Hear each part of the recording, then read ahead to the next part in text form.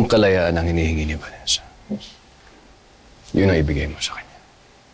Kesa naman, higpitan mo lalo ang kapit mo sa kanya.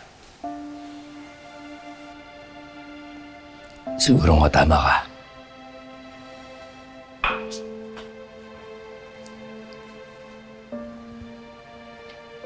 Wala na sa mga kamay ko kung ano maging desisyon ni Bane.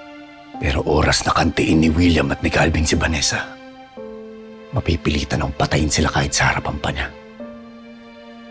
Oras na mapahamak si Vanessa. Kasama mo akong kumilos, Elias.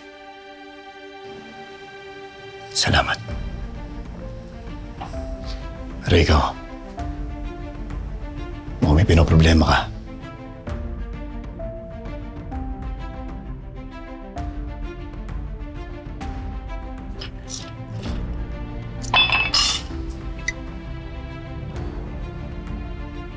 Yung isa ko pang anak, ang kapatid mo, Elias. Malakas ang pakiramdam kung buhay pa siya. Tutulungan kitang hanapin ang kapatid ko.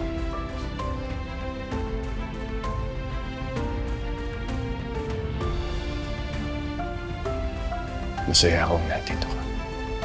Kahit alam kong mahirap para sa'yo. Hindi mo man ako maituring pa ng ama.